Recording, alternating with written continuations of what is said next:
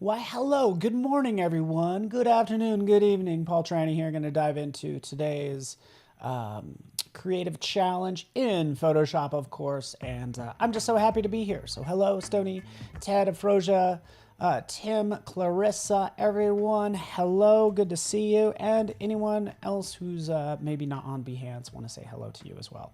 Feel free to chime in. This is going to be a lot of fun because we're talking about typography and dealing with type and text in Photoshop. So you can see if you do jump over to behance.net/Adobe Live, below me, you'll see a link for the file. So that's the short of it. And yeah, I'm happy you guys are here. So I'm just going to show you what that looks like on my screen as I share it right here. There we go. Oh, it's getting kind of trippy here, but right down here, get your starter files right here. Okay, so that's the short of it. Grab that file, and all it is some text. So out of all the challenges, like this is the easiest in terms of the starter file. Notice there's already 2 text elements in here. Turn that off. This is the one we're going to deal with. So audio is good on your end. Oh, good. Thank you, Victor. Awesome. Thank you so much. Love hearing that. Hello, Luis, out there on YouTube. So here we are, the great unknown. How was this done? I was toying with like not even having any text in here since we're talking about creating beautiful text effects, right? Because you can't. Like if this wasn't here, for instance, let me just copy this text. I can click, paste. It's just the text tool, right? I didn't want to like insult your intelligence, but I also want to make sure I cover things as well. But you have the horizontal type tool. So the type tool is in every app these days. Not really need to cover it. But what we do need to cover is once we select that text, we can resize it, Command T. But let's take a look at the properties panel off to the side. And I'm, again, just happy. I think it's a good day to be alive, everybody. I love the summertime, and I love being here with you. So we have our character right in here. So the properties panel really has everything that we need. Character, paragraph, type options, all that fun stuff. But look at the difference here. And usually this is the, I don't know, maybe the riddle I would have for you, because this is all mostly in lowercase.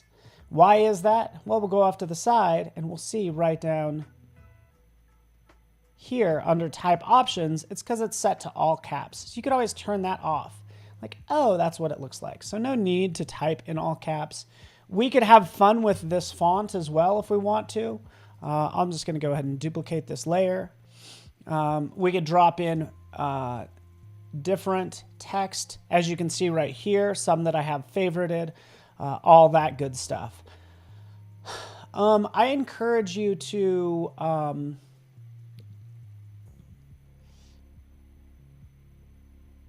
awesome. Thank you, Victor, for that. I encourage you to like use variable fonts. Variable concept fonts are fun because you get these additional sliders. So now for this Acumen variable concept font, I could say, hey, you know what? Make the weight much thinner. Maybe I want to go with that. Or maybe make the width thinner as well. So a couple different things we can do. And what it's doing is it's rifling through all of these fonts that the typographer made, right? So these are individual. It's not a faux bold. It's a legit new font, if you will. Font character style, I guess, or font style. But anyways, that's why I like concept fonts, or excuse me, variable fonts, because you're going to have these variable widths and things like that. So, all right. And then also what I like to do is when we talk about type, we can sort through them, different classes. We can go to script. We can go even just type in something or just roll over what you want. And like, oh, maybe Alicia might be good. Let's try Alicia. What do we have for Alicia? We start to take a look at this font, which I'm not that familiar with. Let's try like Edwardian, for instance, or even I feel like Dulcinea would have some good alternate glyphs, maybe. Let's take a look. Oh yeah, it does. So some fonts have alternate glyphs. So as I take a look at this G, I can go with this swirly G, or I can get into a crazier G with all the swirls and all the fun stuff. So you will have alternate glyphs for certain fonts. Usually it is largely the script fonts, but you can see what you can do there in terms of fonts and stuff like that. Right? Oswaldo, hello. So super fun. You have these alternate glyphs. By the way, you could just open up the glyphs panel if you want to as well. So go down to glyphs. Here it is, all the glyphs for this. And it gets even more interesting from there, but these are all the glyphs. We can see when you start to tie together, say, a Q and a P, or two P's together, or TK. You know, these are sort of glyph lockups, also known as, actually we have stylistic alternatives and then alternates as well. So everything is listed there, which I think is cool. Okay, so that's it about like concerning fonts. Get some fun ones out there. You guys know my favorite one is LustScript Pro, right? We know that. Well, you probably don't know that, but maybe you do. Because it has all these fun ones too. It's like, oh yeah, curly, make that curly. What about this H right here? Oh yeah, let's have that kind of swing over like so. I just love LustScript Pro, right? Just has all these fun things that you could start adding to your text and make something cool. So awesome. But we are diving into the great unknown. So let's just go back to our first font. Pick whatever font you want. The big thing is like, you know, once you have it established that you want, I'm going to be more of a traditionalist. Sean, you know what's up. Sean and Reverb Mike and Frojan, everyone, like, you probably have thousands of fonts and you can install thousands of fonts right in here just by going to more Adobe fonts. But chances are what you only use like 3, right? That's typically my case. That's why I'm actually sticking with, like I could stick with Myriad Pro, right? That's it. I'm really basic because I think it's fun to take a sans serif font and then bend it to our will, which is our goal, okay? Yeah, LustScript is pretty cool. I shouldn't have deleted it, huh? Maybe I'll bring it back. We'll keep that right there. Yeah, buddy. Okay, so let's dive into this. It's going to be all caps. Let's maybe even adjust the line spacing like that. And let's have some fun with this, right? There's different things we could add to this text. We're going to go into layer effects, just like the description says. If you double click to the right of any layer, you can add additional layer effects. So you can come in here and say, hey, you know what? I want to give this a drop shadow. Bingo, like that. There's our nice subtle little drop shadow. You could hardly even see it, but it is there. And this is what's fascinating, is once you've added, sort of like customized this, I've already played with this some, so if you have this file, I have a little surprise in here for you. But you can add a drop shadow. We can see it right here. And we could add as many drop shadows as we want. Just to give you an idea, here's the distance. We can see that kind of doing its thing. You guys know what drop shadows do, right? Cool. Again, I don't want to talk down to anybody, but again, this is all about daily creative challenges. Well, guess what? You can add an additional drop shadow. Bingo, just by hitting that plus button. The second one you have, guess what? We can adjust the distance. We can change the color like I'm doing right now, okay? And then you could have another one on top of that, another one on top of that, another one on top of that. And look at how fun this starts to get. Boom, boom, boom, boom, boom, on down the line. And now we have sort of like this fun sort of just nice, just a cool drop shadow with each one being offset like 2 pixels, right? Which I think is cool, right? So that's fun. Guess what happened there? If we take a peek, there's all my drop shadows, all right? Double click on that again, and we can go in and, you know, play with this some more if we want to. Yes, you could add as many drop shadows as you want. It's super fun. It gets more interesting. Like if this was smaller, watch what happens. Let's actually shrink this down. There we go. So this file is kind of large, but as I shrink it down, notice how it's always going to be 2 pixels. But I just think that's kind of a cool look. Once you have that done, by the way, hey, you don't want to have to do that every single time. Since we made this layer style, we can go into styles. Here it is. And I don't know if you guys are going to have this or not. You probably will not. But once you have that set up, you can say, hey, you know, let's make this a new style. Bam. There it is. Paul's drop shadow. Shadows. Like so. Boom. There it is. And you can apply it later on. So if you have your other text like we have right here for this one, and we want to apply it, we could just go ahead and click. Or click to add this one. See how fun this is? Look at this one. Isn't this one cool? This one's even better. I think this one, I added a lot more, and you could just see how that looks. But boom, boom. Super fun. All right, we're just having fun with maybe the great unknown for you. Maybe not. But if it is a layer style, you can save it to your styles panel, and you can turn around and have some fun with this text all you want. So as you make more, it can get super interesting. What's happening with all of these? There's gradients, there's drop shadows, and some other things. But I'm going to take this to the next level, right? This is all about beautiful text effects. Let's have some fun, right? So again, this is kind of neat. Yeah, boom, boom, boom. You guys get the idea. What is it doing? In fact, if I turn this on, you can start to see it add. Let's see this in action, so we catch a vision for this. As I click, you could see it add all of my layer effects to it. Boom. See how it changes over here. Adds it, ba-ba, ba-ba, ba-ba, ba-ba. All right, cool. Got it? Got it. Super fun what you can do, right? You can always so you could save your own. You can find more out on the interwebs. You can also load up legacy styles and more. Those will pop down here. Usually legacy styles and more, and you could just kind of go nuts, right? So I don't know what yours looks like, but we're gonna, again, kind of dive into this. We're gonna take this into the next level. Does that sound good? You ready? Let's do this. Because I do not like that leopard, but really make whatever you want. Guess what? We could drag this to the trash. We're like, hey, I'm not crazy about it. Grab that effect, drop it into the trash, boom, we're back to normal. But let's have some fun. You guys ready for this? We are going to go back into our layer style. We're going to throw on a gradient overlay, right?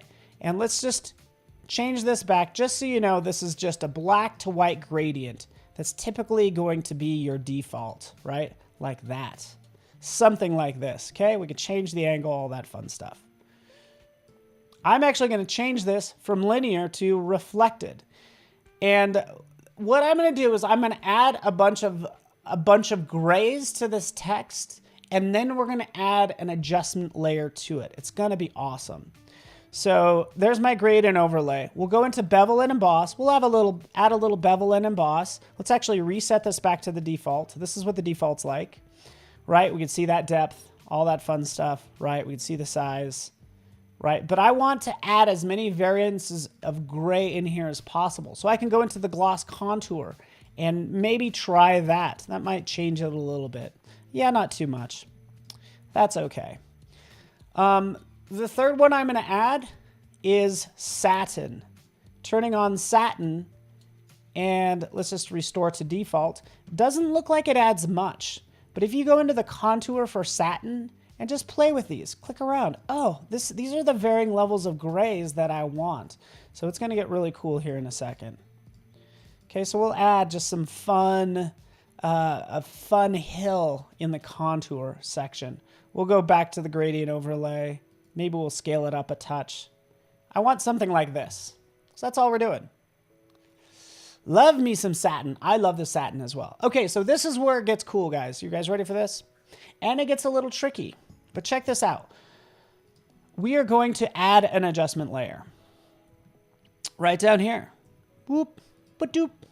Click right here. There's layer mask. Here's our adjustment layers.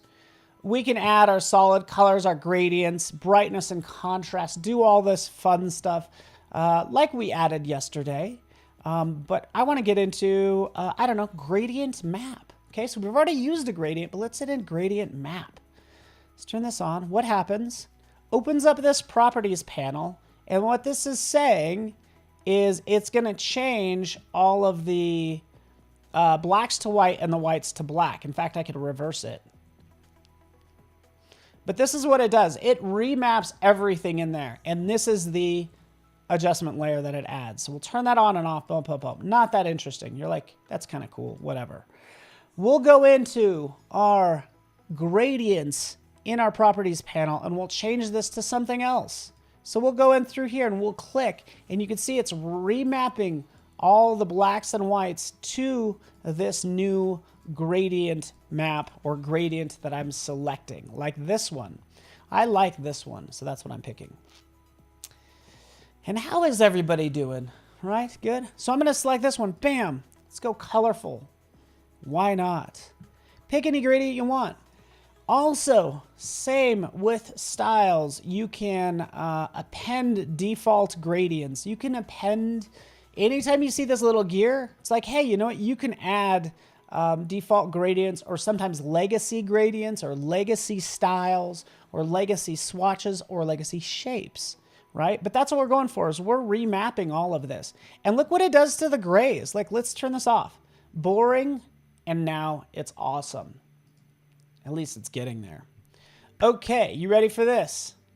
You ready for this, Sean and everybody else?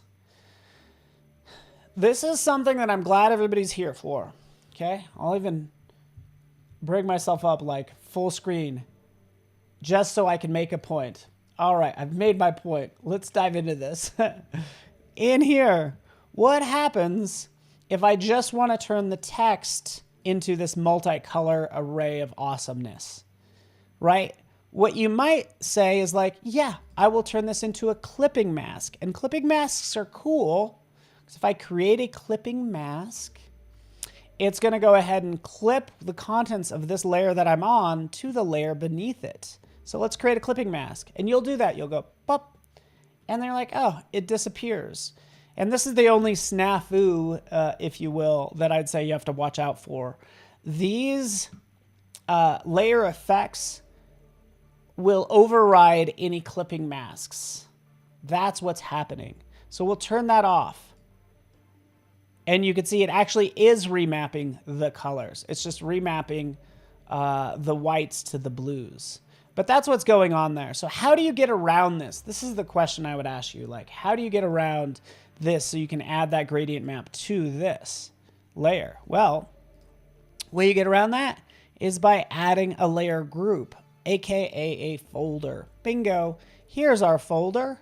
We'll put this in the folder, shablamo, and then we'll take this gradient map and we'll put it on top, right? So now, sorry, hopefully this isn't too confusing. But now that it's in this group, this is just, you know, the great unknown is all that's in here. Unknown. Now we'll turn this on, and then we'll clip this to a folder. Bingo. And that's how you get around it. Okay. So yeah, so Reverb Mike, you could control click the text and then click the mask button at the bottom. True, you can do that. But then if I change the text, which I'm going to, then I have to change that mask and all this stuff. So yeah, so anyways, that's how you get around it. That's how this will overlap anything that's in here. In fact, check this out. Let's add a new layer. We'll just select a brush, right? We'll select a normal brush, not any of Paul's crazy brushes.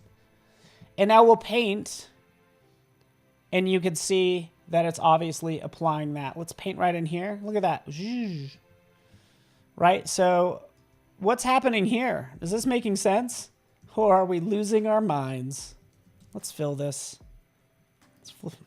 You ready for this? I'm painting in black and white. Boring. Let's do that again with our gradient map turned on, and then we get this awesome sort of spectral of color, right? So look at that. How cool is that? Let's take the flow down a lot. But look, I can just kind of go in and it's like, oh, now we're getting, you know, sort of characteristics of the unknown in there, right? Isn't that kind of neat? And all we're doing is painting. So that's fun. Or make a smart object with your text layer. Boom, Frank's got it, buddy. I'm going to do that as well. I love it. So we'll turn that off. We'll go back to our text. There we are. We can see what's happening. This is not special yet. We want nebulous, the great unknown, kind of like those brush strokes that I was just pointing out. And so, yeah, Frank, perfect. We're on the same page. Let's convert this to a smart object, right? I could do this a couple of ways. Let's, I'm just going to jump this layer really fast. We're going to get rid of, I actually want to get rid of that. I can convert this to a smart object. Bam. Here's my smart object. The great unknown smart object. There it is in white. And then I'm actually just going to put this layer effect on that smart object. Right? So now I can still kind of control the bevel and emboss on top of the smart object without going into it every single time. Right? Okay. But to Frank's point, hey, we want to go ahead and have some fun with this and get all spacey and cool. Let's do that now. You guys know my favorite filter. Oh no, here it comes. Really? Do you have to do this all the time, Paul? Yes, I do. Liquify. It's the great unknown. We're making it trippy. Let's go into liquify. And now here we can have some fun with this text. We can start pushing it around, okay, just by using, right up here at the top, whoop, forward warp tool. We can just like push that around, zoop, zoop, zoop, zoop, right? And we can kind of get fun with this. We could make parts really bulbous, if you will. Bulbous. What a weird word, bulbous. And we can construct it back to its original if you want to as well. But that's all I'm doing is like, let's make some parts maybe a little bit bigger or maybe even smaller. And anytime you have a tool that does one thing, we want to go the opposite way. We don't want to do a bloat. If we hold down the Option key, it'll switch to the pucker tool. So I'll use the bloat tool to blow that out, and then I'll hold down the Option key with that same tool and push it in. So that's what I'm doing, is just getting some cool like distortions in here. You know what? I think Ted, by the way, I used Liquify yesterday. So I only made it to day 1. Yeah, it did not last long. But tell me this isn't fun, huh? I dare you. Tell me this isn't fun. Right? We could pull this down like the great unknown. It's going into the unknown. Click OK. Boom. There we are. Let's turn on our gradient map. Boom. There we are. It's getting really fun. Yeah, I did Liquify yesterday when we were making a profile pic because it recognizes faces, right? The cool thing is, right in here, we can see whatever effect you add is going to just appear right here. Since this is a smart object, it's like, you know what? I gotcha.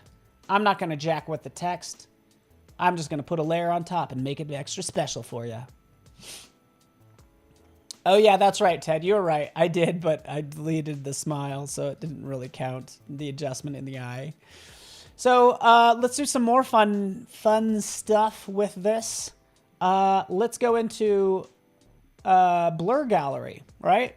So again, with text, as soon as it's a smart object, you can add as many filters as you want. Treat it like any other sort of pixel-based layer. So in here, I might want to, let's do like do I want to do an iris blur? Let's try it. You're like, iris blur, will that work? Oh, we could try it. Iris blur. Here, it gives me the opportunity to kind of blur out the edges, like so. Okay, and all I'm doing is grabbing this center control on your actual object, and we can make it kind of blurry like that, right? So we could use this. Like, say, for instance, and I do this all the time, I'm like, well, did I want the iris blur? Not to worry. You can jump in and say, hey, you know what? Give me a field blur, right? And I can turn off the iris blur. And now what we're dealing with is a field blur. Wait for it. It's updating. Here's my field blur. So field blur, I can add as many of these points as I want. I can get into this, like, I could do all sorts of craziness. I can click here. Make this sharper, make another part more blurry by using field blurs around this object, okay? It's taking a little while because this is a pretty large file. So anyways, that's all I was doing. Let's turn back on iris blur because I kind of like iris blur. And let's turn off field blur. But you could have so much fun with this. I could spend a whole day on the blurs alone. We'll click OK. Back in here. All right. Now, keep in mind, I can still paint. Let's actually paint. Let's try this. Let's try painting behind that text to bring out some of these parts. I'm just painting in black, right? But I can paint in black and white, you know, on these edges just to give it like a fun glow if I want to. And this is really like your job at this point to go through, have some fun with this. It's getting very, I don't know, it's getting very Inspector Space-Time, if you will. Does anybody know Inspector Space-Time? Please tell me somebody does. So yeah, that's what I would do. You could also take this and decide, hey, you know, I want to add more to it. In fact, you can add even other brushes. I have some crazy brushes that I would add in here as well. The Great Unknown. I got some brushes. We'll talk about brushes later on. But let's go into Paul's brushes. You know, sort of like a butterfly or leaves. You guys know me, right? A face. Ooh, a hand. Let's try this hand. The Great Unknown. Oh, so cool. Right? Let's kind of drop that in like that. The Great Unknown's getting trippy now. You get the idea. So psychedelic, right? That's what I would do. It's just like, how weird is this getting now? What is that, a cockroach? Yeah, it is. It's weird. Right? And have some fun with it is all I'm doing, right? So super fun. And it all happens based on this gradient map. So if you want to try something new, hey, go in. You're like, hey, maybe I do want to try sort of a different palette. In fact, I'm going to drop these particles back in here just so it gets kind of crazy. But if I do want to go in and change my gradient map, I know this is hurting our eyes right now. But if we wanted to try some different sort of color schemes, we could do that. Whether we wanted to affect everything or just whatever's in the folder, right? We have that sort of control. So it's super fun. You can see right here, here's my final that I actually did. Feel free to post whatever you create in Discord. This is just something I was having fun with last night. Life's so hard, man. I just want to be an animator, illustrator, art director, indie game developer, fine artist, writer, start a cool co-working space with all my friends. So again, just fun you can do with type. Hopefully you catch a vision for it. Thank you so much for watching. I'll see you guys all tomorrow. Bye.